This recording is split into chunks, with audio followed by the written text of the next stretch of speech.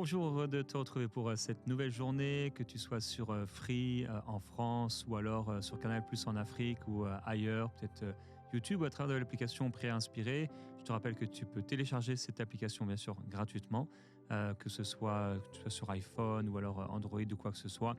Tu peux télécharger cette application et être béni chaque jour à travers les différentes émissions de Prière Inspirée. Tu peux retrouver aussi tous les chants de l'émission en playlist. Tu choisis ta playlist toi-même. Tu peux les utiliser pour prier. C'est une grande bénédiction. Et découvrir aussi les témoignages de l'émission Prière Inspirée.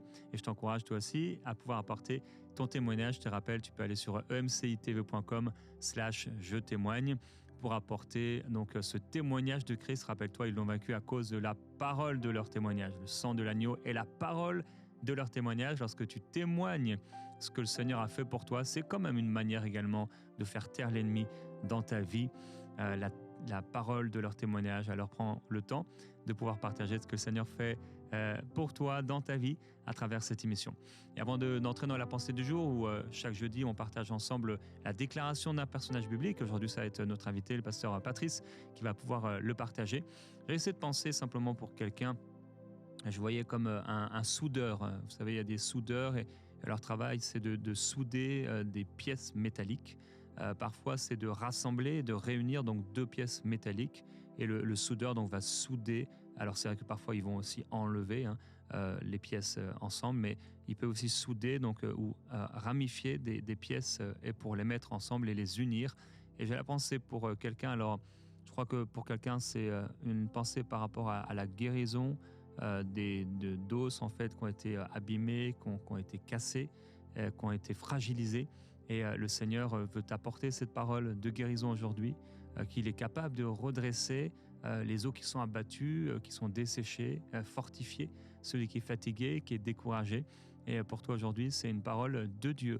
Tu as prié pour cela. Tu as demandé au Seigneur, donne-moi une parole. Et le Seigneur te donne cette parole d'unir et de pouvoir souder. Alors que Dieu puisse le faire, il va le faire.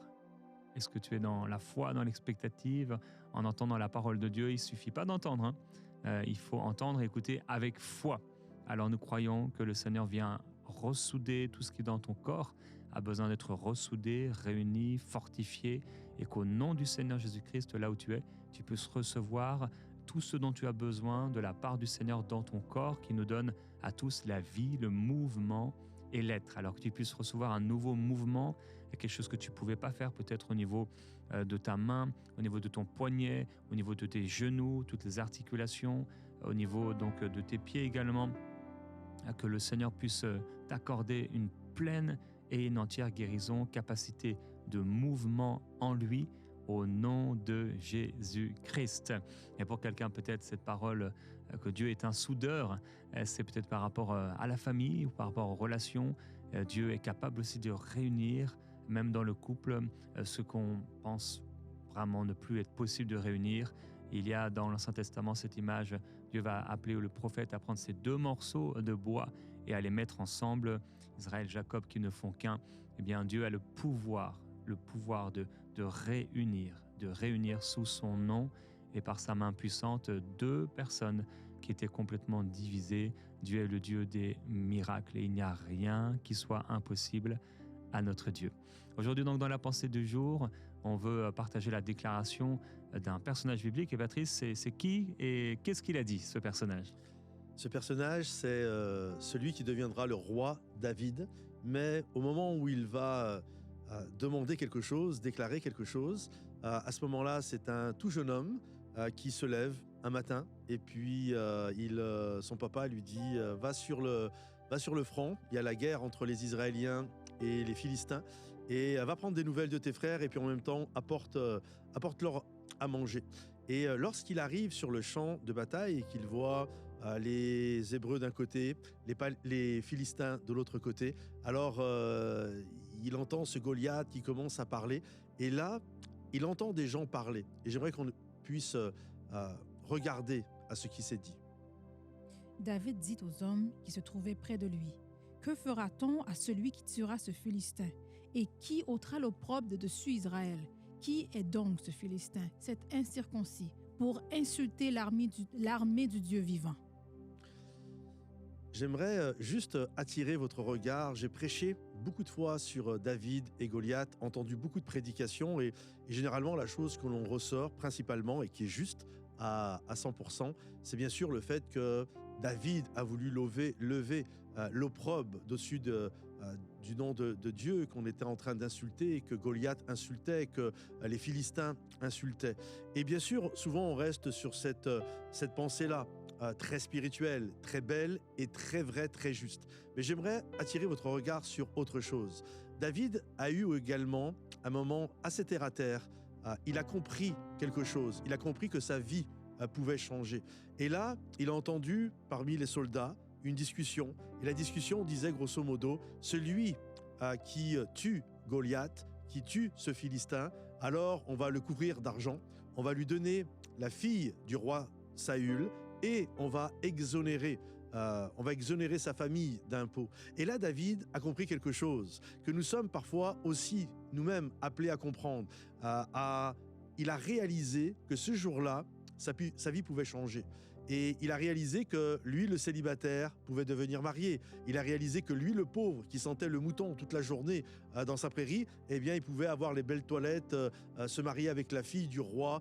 Bref, il a compris que sa vie pouvait changer. Il pouvait passer d'un pâturage à un palais. Si je tue Goliath, je tue la dette sur ma famille.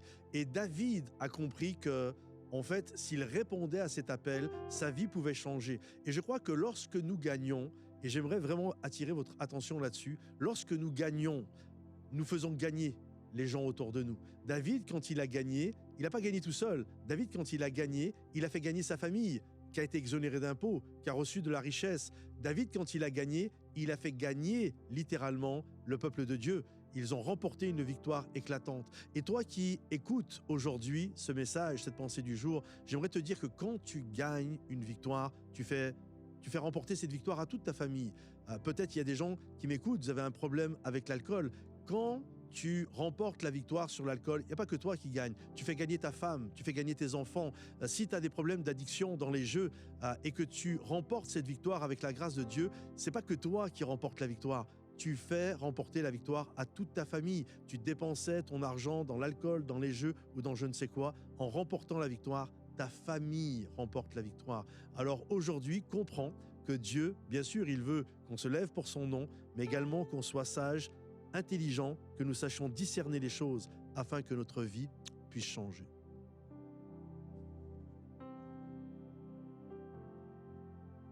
Tout ce temps j'ai marché, ces murs ne sont pas tombés, mais jamais tu ne m'as laissé.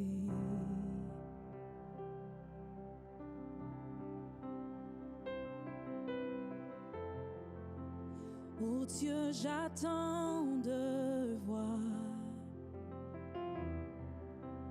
éclater ta victoire, car jamais tu ne m'as laissé.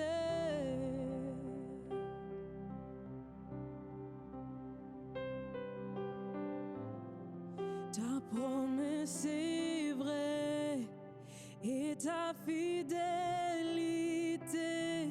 durera jamais. Gardé par ta main, conduit sur ton chemin, tu ne faillis jamais. Ta promesse est vraie et ta fidélité durera jamais. Gardé par ta main, conduit sur ton chemin, tu ne faillis jamais. Jamais, tu ne faillis jamais. Oh mon seul Dieu, tu ne faillis jamais.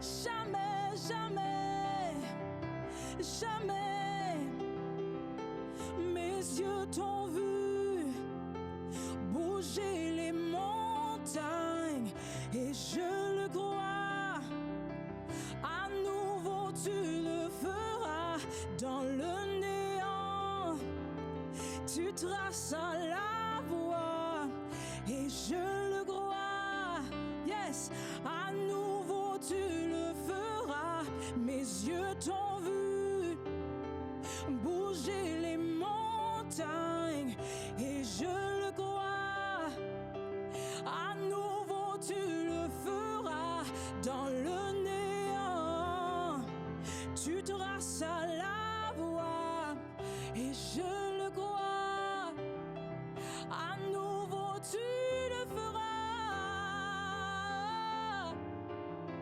à nouveau tu le feras,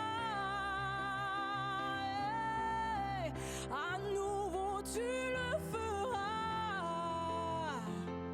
oh Dieu, à nouveau tu le feras, j'ai confiance et l'assurance, à nouveau tu le feras, à nouveau tu le feras, oui, à nouveau, demain encore, à nouveau tu le feras, à nouveau tu le feras. Alléluia. Le Seigneur veut rendre pures les pensées d'une femme. Tu luttes avec les impuretés, toutes sortes d'impuretés, l'impudicité. Et aujourd'hui, le Seigneur veut vraiment, dans ton âme, purifier ton âme. Il veut purifier ton cœur, il veut purifier tes pensées et il veut purifier tes mains. Et dans ce temps de prière, de chant, l'Esprit de Jésus est là pour te purifier et te laver d'une eau pure de sainteté. De sainteté. Et si c'est toi, ma sœur, tu es là, ou toi, femme, tu ne connais peut-être même pas encore le Seigneur, mais il y a aussi plusieurs femmes qui sont déjà enfants de Dieu et tu luttes dans tes pensées. C'est devenu un combat infernal contre des esprits impurs et l'Esprit de Jésus vient maintenant sur toi. Si tu es repentante et de tout ton cœur, tu veux avoir des pensées pures, être purifié, libéré. En cet esprit de repentance, le Seigneur Jésus maintenant t'accorde l'Esprit Saint, le Saint-Esprit qui exerce un ministère maintenant de sanctification et de purification. Seigneur Jésus, merci, tu m'as mis à cœur cette parole pour cette femme et tu purifies son âme et tu purifies ses pensées et tu la laves, Seigneur. Je la déclare pure au nom de Jésus-Christ par ta grâce. Tu es pure, ma sœur, tu es pure à cause du Seigneur. Maintenant, tu es pure et tu es sainte pour le Seigneur Jésus-Christ. Il met sur toi un vêtement blanc maintenant. Le vêtement souillé a été déplacé, mis sur le côté et jeté au fond de la mer.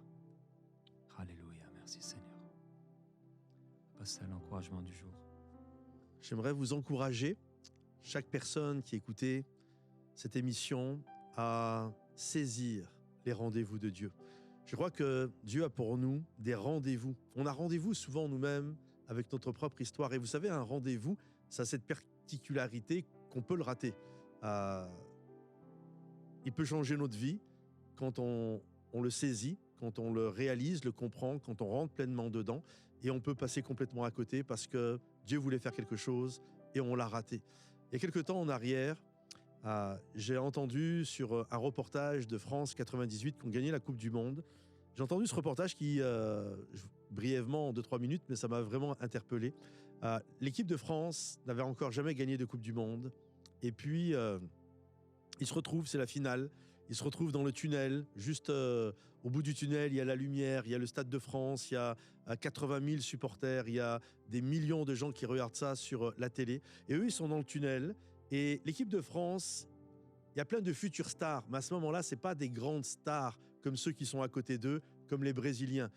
Ils vont émerger, les Zidane et compagnie, mais les grandes stars sont du côté du Brésil. Ronaldo, le Brésilien, ils ont plein d'étoiles sur leur maillot. Les Français, il n'y a pas d'étoiles. Et donc, forcément, il y a de l'intimidation. Tu regardes l'autre, c'est waouh, toutes ces étoiles. Et là, ils interviewaient les footballeurs et ils ont interviewé un homme, Lilian Thuram, et ils lui ont demandé, mais vous n'aviez pas peur devant, c'est des monstres, c'est le Brésil, vous n'aviez pas peur? Et il a répondu ça et ça m'a vraiment interpellé. Il a dit non, je n'avais pas peur parce que je savais qu'on avait rendez-vous avec notre histoire et quand tu as rendez-vous avec ton histoire, il n'y a aucun adversaire qui peut faire face à toi. Et j'écoutais ça, je me suis dit waouh, c'est tellement vrai, encore plus dans le monde spirituel. Je crois que quand nous avons rendez-vous avec notre histoire, quand Dieu a fixé un rendez-vous, alors je crois que peu importe l'adversaire, peu importe l'ennemi de nos âmes qui essaye de se déchaîner contre nous, lorsque on répond à l'invitation de Dieu, on est ceux qui allons remporter la victoire. Ton adversaire ne peut rien parce que tu as rendez-vous avec l'histoire. Je crois que au-delà du temps qui passe, il y a deux mots grecs pour parler du temps dans la parole de Dieu. Il y a le mot kairos et le mot chronos. Le mot chronos, on a tiré le mot chronologie, chronomètre. En d'autres termes, c'est le temps qui passe, c'est le temps qui s'égrène, le sablier du temps. Ça, c'est le chronos. Et dans le chronos, dans le temps qui passe, les siècles, les années, etc., il y a ce qu'on appelle des kairos. Un kairos, c'est quoi? C'est un temps fixé depuis toute éternité. Par exemple, quand Jésus est arrivé, il n'est pas arrivé à n'importe quel moment. Ce n'était pas du hasard. Il est arrivé dans un kairos. La Bible nous dit qu'il est arrivé au temps fixé depuis toute éternité. C'est ça un kairos. Il y a le temps qui passe et il y a les temps fixés par Dieu. Il y a les rendez-vous. Et lorsqu'il y a ce rendez-vous, il y a un avant et il y a un après. Il y a un avant Jésus, il y a un après Jésus.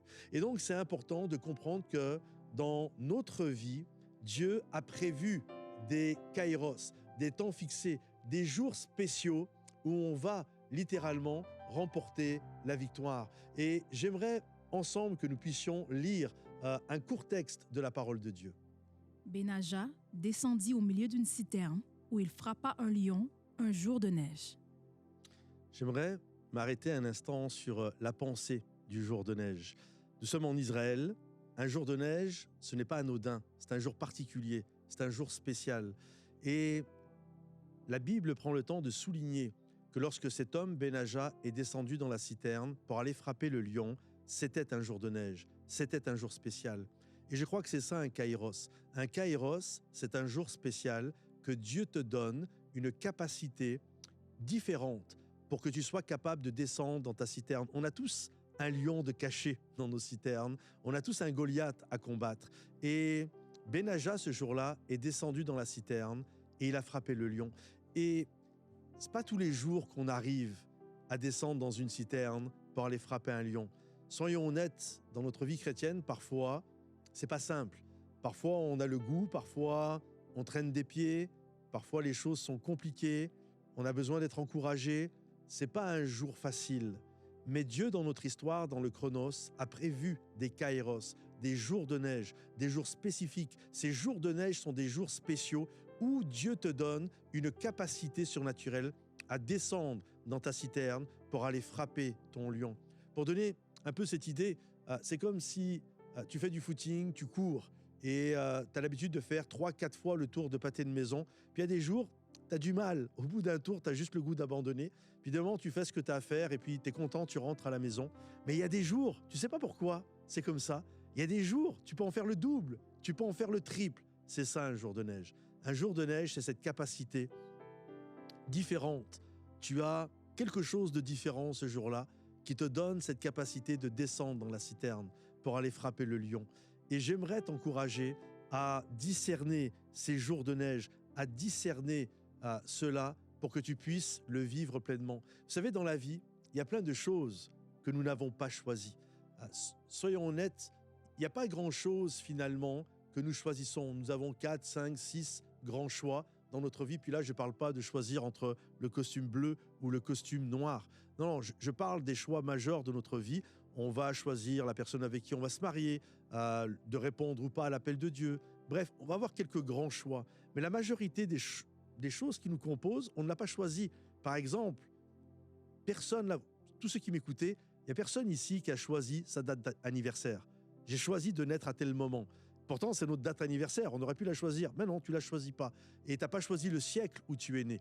Tu n'as pas choisi d'être noir, tu n'as pas choisi d'être blanc, tu n'as pas choisi de faire d'être grand ou d'être petit, tu n'as pas choisi d'être beau ou d'être moins beau, selon les standards, bien sûr, de ce siècle. Il y en a des moments, ils sont beaux et ils pensent que c'est grâce à eux. C'est comme s'ils étaient rentrés dans le magasin de la beauté, puis eux, ils avaient su choisir et toi, t'es nul, t'as pas pris la bonne tête qu'il fallait. Et c'est pareil avec l'intelligence. Il y a des gens, on a l'impression qu'ils donnent l'impression que c'est grâce à eux qu'ils sont intelligents. Non, t'es né avec un quotient intellectuel plus élevé que d'autres. Mais tu sais, pour rien, t'aurais pu naître avec un quotient intellectuel beaucoup plus bas. Et il n'y a pas grand-chose que nous choisissons. On n'a même pas choisi ses parents. On n'a même pas choisi ses parents. On n'a jamais vu dans un hôpital un comité de petits bébés qui venaient de naître et puis en train de discuter ensemble. Alors toi, tu veux quoi comme maman? Ah ben moi, j'aimerais une maman avocate, bienveillante, qui a de l'argent, qui est douce. Et toi, tu veux quoi? Ah moi, je veux une maman qui soit violente, qui boit. Non, personne n'a choisi. Et on arrive sur cette terre et on sait que ça va être un combat. On sait que ça va être un combat. C'est pas pour rien, on arrive tous et on pleure sur cette terre. On n'a jamais vu que ce soit en Afrique, en Europe, en Asie, en Amérique. Il n'y a jamais aucun bébé qui est sorti du ventre de sa mère en disant « Waouh, c'est la fête, que la fête commence ». Non, on arrive et on pleure. Et au cas si tu pleures pas, tu as une sage-femme qui vient et boum, elle t'en met une. Et bienvenue sur la terre. C'est ça la vie, tu vas pleurer, ça va être un combat. Et là, tu arrives dans une famille que tu n'as pas choisie. Et peut-être que ta famille était géniale et d'autres, c'était plus compliqué, c'était dysfonctionnel. Tu arrives dans une famille, tu n'as rien demandé, puis tu comprends pas. Pourquoi papa boit? Pourquoi papa est violent? Pourquoi maman est triste? Moi, je me souviens, quand mon papa est parti de la maison, j'avais tout juste 10 ans. Mon frère, qui avait tout juste 3 ans, pleurait. Il y a eu une dispute et puis c'était compliqué depuis longtemps. Et papa a quitté la maison. J'ai pas choisi. J'ai pas choisi que mes parents vivent ça. Ça m'est tombé dessus. Et j'ai dû composer ma vie avec ça. Mais là où j'aimerais t'encourager, c'est de comprendre que malgré tout ce que tu n'as pas choisi, et parfois c'est compliqué, en fait, Dieu va prévoir des jours de neige, un jour spécifique pour que ta vie puisse changer. Et au-delà de ce que tu as vécu jusqu'à maintenant, tu dois avoir cette foi, cette confiance en Dieu, que Dieu, à un moment donné, va ouvrir cette porte pour que ta vie puisse changer. Regardez David. David, c'était le gars qui était dans la steppe en train de s'occuper des moutons. Personne ne pensait à lui. Puis un jour, il se lève. Lui, il ne le sait pas. Mais le soir, quand il va se coucher, ça va être un héros sur tout Israël. Et parfois, ça arrive, on se lève. Puis, je ne sais pas si ça vous est déjà arrivé. Et le soir, tu te couches, tu te dis, je ne l'avais pas vu venir, celle-là. Et c'est ce qui s'est passé. David s'est levé. C'était un jour de neige pour lui. Il ne le savait pas. Son papa lui a demandé d'aller apporter à manger à ses frères et de prendre des nouvelles. Il arrive sur le front. Et là, il y a un Goliath. Et David commence à « Ok, qu'est-ce qui se passe là? C'est quoi ce Goliath ?» Et il prend des nouvelles. Et comme on l'a vu dans la pensée du jour tout à l'heure, qu'est-ce qu'on va donner? Et là, David comprend que ce jour, c'est un jour de neige, sa vie peut changer. Sa vie peut changer. Sa vie peut diamétralement, il peut sortir de la prairie, il peut sortir de son célibat, il peut sortir de tout ce qu'il vit. Et il va le saisir. Malgré le fait que des gens le critiquent, malgré le fait que Eliab, son grand frère, ne croyait pas en lui, même lui prêtait des mauvaises intentions.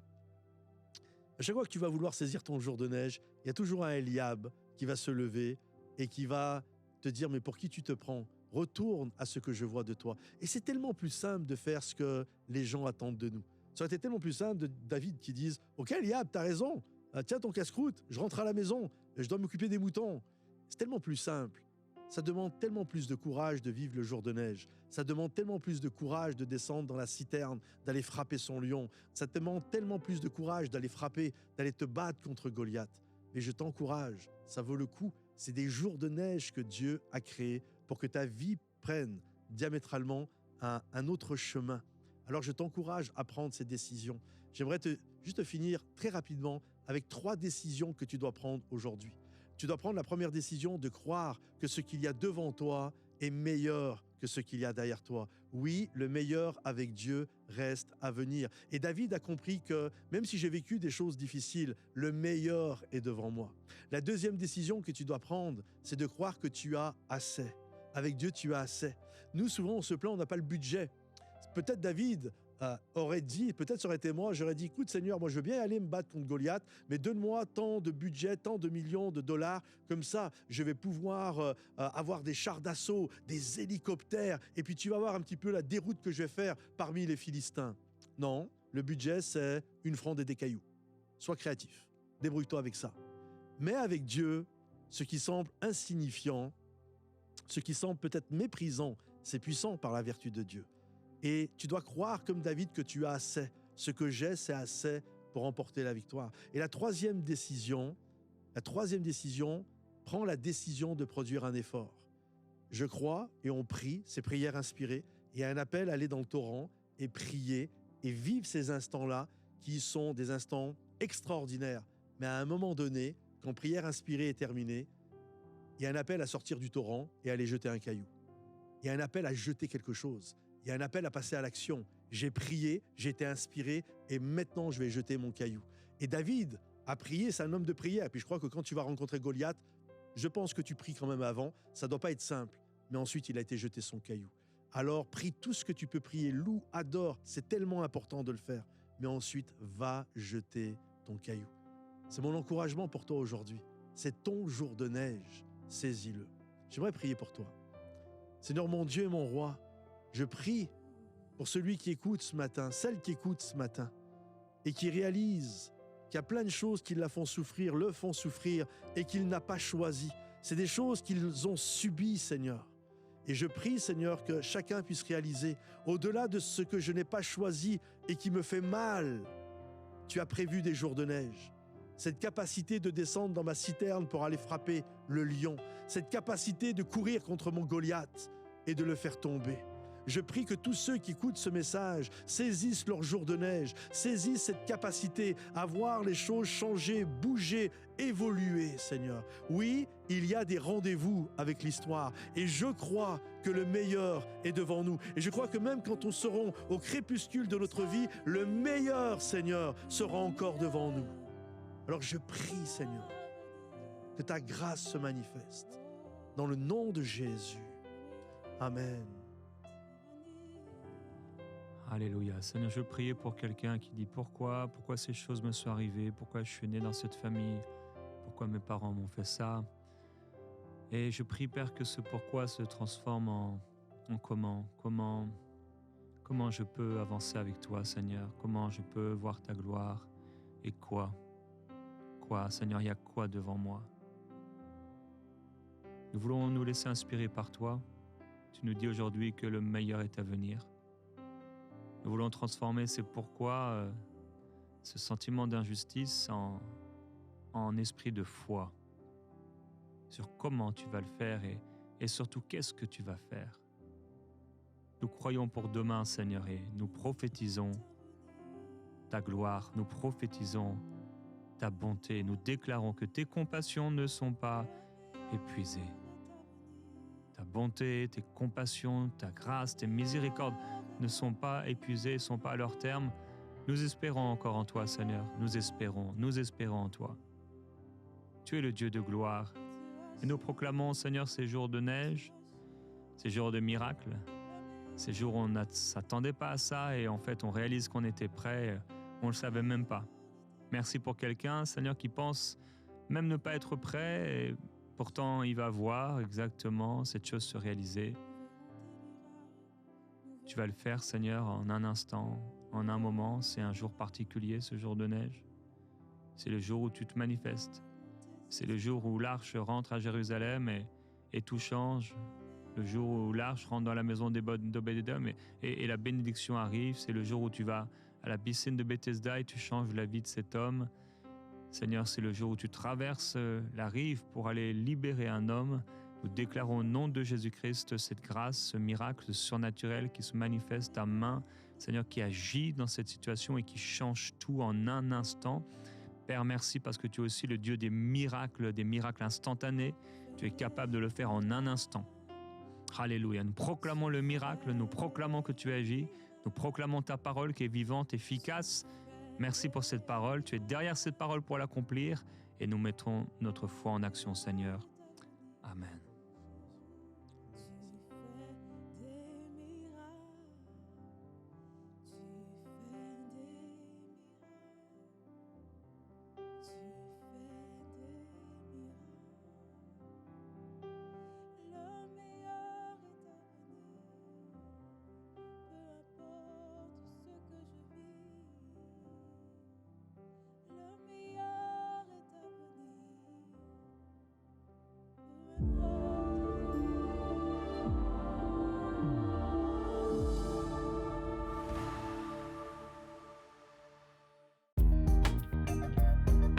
Merci à tous nos précieux partenaires grâce auxquels cette émission a pu être réalisée.